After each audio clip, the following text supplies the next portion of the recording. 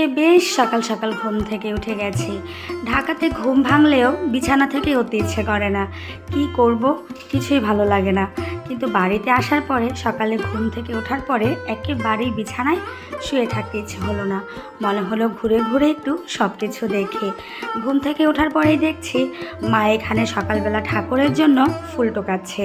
আমাদের গাছে এবার প্রচুর পরিমাণে গন্ধরাজ ফুল হয়েছে।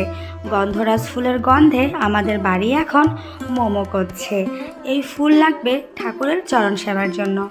মা সকালে ঘুম থেকে উঠে শুদ্ধ বস্ত্র পরে একটা একটা করে ঠাকুরের সেবা পূজা দেওয়ার জন্য এখানে গন্ধরাজ ফুলগুলোকে উঠিয়ে নিচ্ছে ডালার মধ্যে।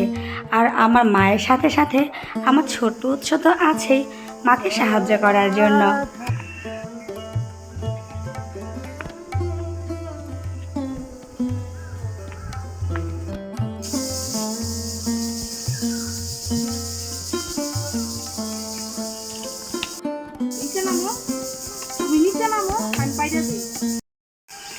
এই গাছটাতে এবার প্রচুর পরিমাণে কাঁঠাল ধরেছে। সকালবেলা ঘুম থেকে উঠেছি আজকে সকাল 6:30টার সময়। ঘুম থেকে উঠে হাতে হাতে এই দিকটাতে আসলাম।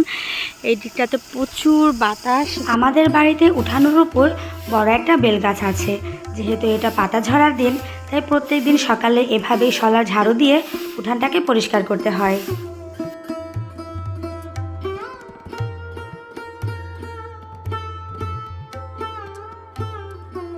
সকালবেলা হাঁটতে গেছি মিদ্যাবাড়ি। ওইখানে গিয়া দেখি যে নদীর একদম টাটকা মাছ দেখাই পছন্দ হয়ে গেছে।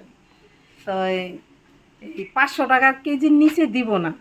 এরপরে আনতে আনতে 400 টাকা কেজি এই যে আনলাম। এনে 1.5 কেজি মাছের উপরে আছে 700 টাকার নিচে। মাছটা খুব পছন্দ হয়েছে। রাস্তা দিয়া আইছি, যত লোকে দেখছে সবাই কইছে এত সুন্দর মাছ, এই মাছ পাওয়া যায় না অরিজিনালি ভাবে। বড় বড় চটা চটা মাছ গিলি, পুঁটি মাছ। শাড়ি পরা মাছ, হ্যাঁ, নতুন জলের মাছ, শাড়ি পরা মাছ। ওই যে মাঝখান দিয়ে লাল লাল র্যাক দেখে কইলা শাড়ি পরা।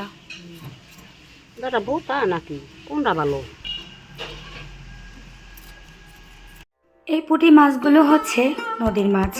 আমাদের বাড়ি থেকে ধলেশ্বরী নদী খুব একটা বেশি দূরে নয়, যার কারণে আমরা সচরাচর চাইলেই টুকটাক নদীর মাছ কিন্তু খেতেই পারি। মা সকালে গিয়েছিল হাঁটতে। হাঁটতে গিয়ে আমার মায়ের মাছগুলো এত বেশি পছন্দ হয়ে গেছে, কিছুটা মাছ মা কিনে নিয়ে এসেছে। এখন সবাই মিলে বসে পড়েছে মাছগুলো কাটার জন্য। যেহেতু ছোট মাছ কাটতে একটু সময় লাগবে, আর সবাই মিলে বসেছে বলে গল্প করতে করতে কখন যে মাছ কাটাগুলো তাড়াতাড়ি শেষ হয়ে গিয়েছিল সেটা বলতেও পারবো না।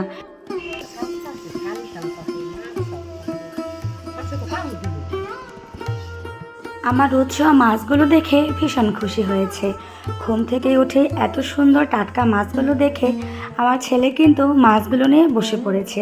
ও মাছ না কাটতে পারলে কি হবে, মাছে ছাই মাখিয়ে মাছগুলোকে কালো ভূত করছে।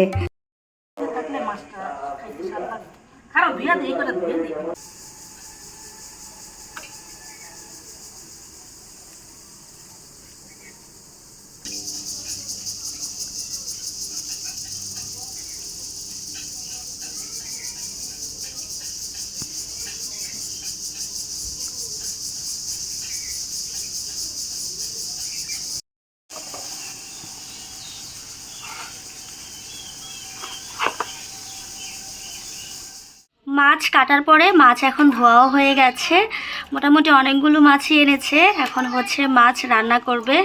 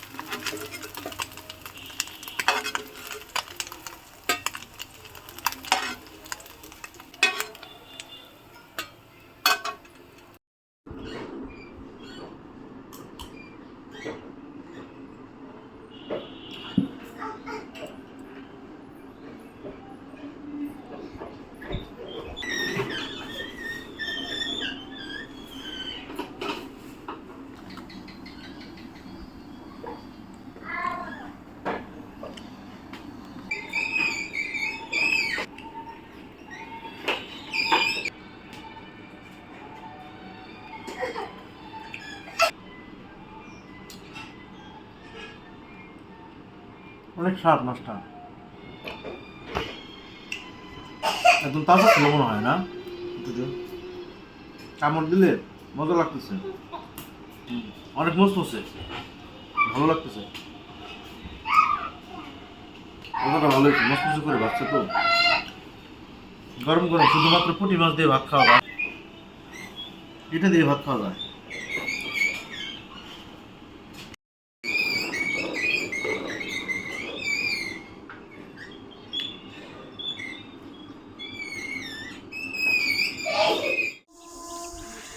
তোমাদের দাদা হচ্ছে বাড়িতে যাচ্ছে, তো আমাকে এসে দিয়ে গেল। কালকে এসেছিল। ঈদে তোমাদের দাদা হচ্ছে কোথাও থাকতে চায় না, বাড়ি ছাড়া কোথাও থাকতে চায় না। আমি এখন এসেছি তোমাদের দাদাকে একটু এগিয়ে দেওয়ার জন্য। উৎস ঘুমিয়েছে, আরও আগে যেতে চেয়েছিল, কিন্তু এই রোদ্রের জন্য হচ্ছে বের হতে দেয়নি। এখন বিকেলবেলা করে রোদ একটু কমেছে, যার কারণে হচ্ছে তোমাদের দাদা এখন বের হচ্ছে। যেতে যেতে তাও 3 থেকে 4 ঘন্টার মতো সময় লাগবে। আমি বলেছিলাম যে আমি একাই আসতে পারবো ঢাকা থেকে বাড়িতে, কিন্তু আমার শরীর অসুস্থ, ওই জন্য হচ্ছে আমাকে একা ছাড়লো না।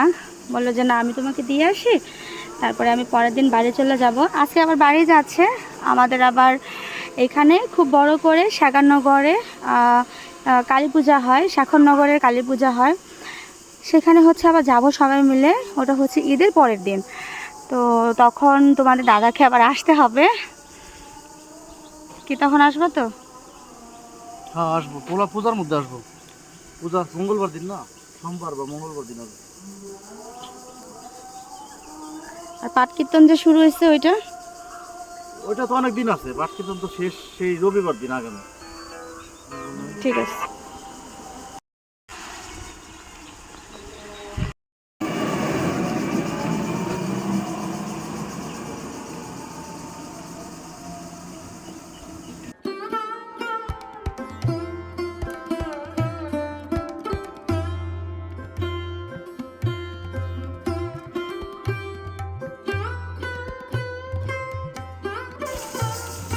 এগুলো হচ্ছে সব আলুর চিপস, কত সুন্দর করে কেটে দিয়েছে। কেটে এখন আবার রোদ্রে দিয়েছে, বেশ মুচমুচে হয়েছে। এখন তেলে ভাজলেই খাওয়া যাবে। এখানেও আছে, আবার এই পাশেও আছে। বেশ মুচমুচে হয়ে গেছে।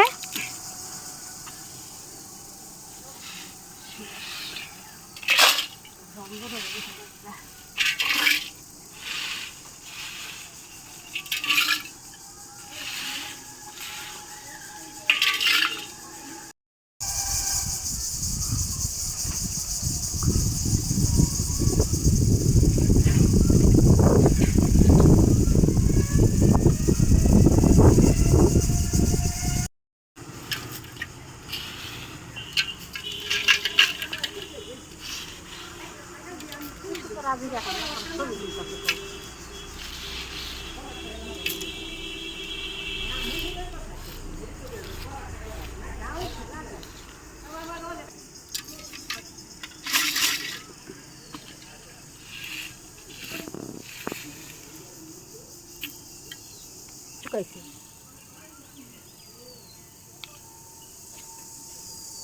বাবারে বাবা, কট গেছে না।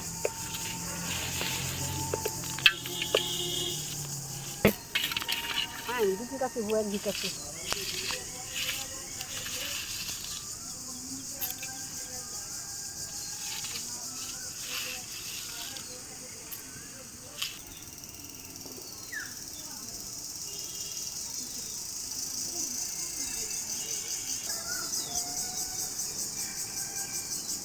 মামা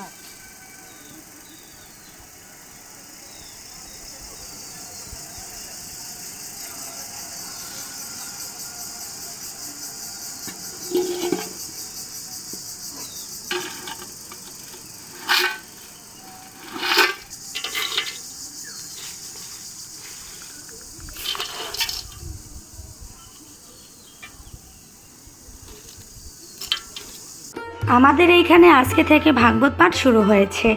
আজকে হচ্ছে তার প্রথম দিন। আমরা সবাই মিলে অলরেডি রেডি হয়ে গেছি, আর উৎসকেও মা রেডি করিয়ে দিচ্ছে।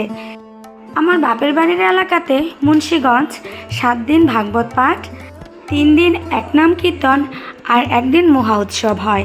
সেই অনুষ্ঠানে আজকে আমরা যাচ্ছি, আর অনুষ্ঠানে এসে দেখছি প্রথম দিনেই বেশ লোক হয়েছে। আরো জোরে জয় জয় শ্রী রাধে শ্যাম হরি বল হরি বল। কি দেবক, দেবক রাজার ছোট মেয়ে, তার নাম দেবকী। 7 মেয়েকে বিয়ে দিয়েছিলেন বসুদেবের সঙ্গে, ছোট মেয়েকেও বিয়ে দিয়েছেন। কিন্তু বিয়ের মধ্যে বরবধূকে অনেক কিছু দিতে হয় না। কি দিয়েছেন জানেন? একটু বলবো। 1800 ঘোড়া দিয়েছেন, বেশি নয় কিন্তু, খুব কম দিয়েছেন। রাজার মেয়ে বলে কথা, 1800 ঘোড়া দিয়েছেন। বাপরে বাপ। আর হাতি দিয়েছেন কত? হাতি দিয়েছেন বলবো না, থাক, ভয় পাবেন না তো। দাসী দিয়েছেন মেয়ের ঘর গোছাবার জন্য, মাত্র 200 দাসী দিয়েছেন। 200 দাসী দিয়েছেন দেবকীর জন্য কষ্ট। দেবক রাজার 7 মেয়ে বিয়ে দিলেন বসুদেবের সঙ্গে। ছোট কন্যার নাম হলো দেবকী। বাপের নাম দেবক, ছেলের মেয়ের নাম দেবকী। প্রেম সে বলো রাধে রাধে, বলো দেবকী মাইয়া কি। আর যেদিন বিয়ে শুভ পর্বাণী, যখন যাচ্ছে বরবধূ একসঙ্গে, তখন কংস হলেন সেই ঘোড়ার লাগাম ধরে যাচ্ছে, বরবধূকে এগিয়ে দিচ্ছে। ভাই তো এমন সময় দৈব বাণী হয়েছিল, রে মূর্খ কংস, তুই যাকে বহন করে নিয়ে যাচ্ছিস, তার গর্ভের 8ম সন্তান হবে তোর প্রাণহন্তাকার। মুহূর্তের মধ্যে স্তব্ধ হয়ে গেল শোভাযাত্রা। কংস স্খলিত পদে এলো চুলে, তরবারি ঝিকঝিক করে উঠল, বোনের চুলের মুঠোয় ধরলেন। তবে রে পাপিষ্ঠা, আমি তোদেরকে বহন করে নিয়ে যাচ্ছি, আর তোর গর্ভের বাচ্চা আমাকে মারবে? না না, এ হতে পারে না, তার আগে আমি তোকে মেরে ফেলবো। কত বড় দুষ্ট! নিজের ভগিনীকে মারতে উদ্যত হয়েছেন। বসুদেব পায়ে পড়েছেন। দাদা, বসুদেব কিন্তু বাল্যকালের বন্ধু, কংসের বন্ধু। কংস নিজের বাবাকেও বিশ্বাস করে না, কিন্তু বসুদেবকে বিশ্বাস করে। কেন জানে? বসুদেব সত্যবাদী। সত্যব্রতং সত্যপরং ত্রিসত্যং জনিম নিহিতং চ সত্যে সত্যস্য সত্যমৃতং সত্যাত্মকং ত্বং শরণং প্রপন্না। এই জগতে ভগবানকে পেতে গেলে সত্য কথা বলতে হয়। সত্য ছাড়া ভগবানকে পাওয়া সম্ভব নয়। ভাগবতের প্রথম শ্লোকে বলছেন, which is born of contact with the material modes of passion and later transformed enemy of this world. Hare Krishna. The blessed Lord said, পরমেশ্বর ভগবান সৃষ্টি হয়, তা মানুষ এই রজগুণ থেকে সমুদ্ভূত কাম যখন মানুষের মাঝে আসে, তখন ওই কাম তাকে পাপে প্রবৃত্ত করে, এবং পরবর্তীকালে কাম ওই ক্রোধে। গিরিধারী লাল নাচে শ্যাম গোপাল, গিরিধারী লাল নাচে শ্যাম গোপাল, রাধা রমণী নাচে দিয়ে তালে তাল, রাধা রমণী নাচে দিয়ে তালে তাল। আমার নাচে রে নন্দ দুলাল, আমার নাচে রে নন্দ দুলাল।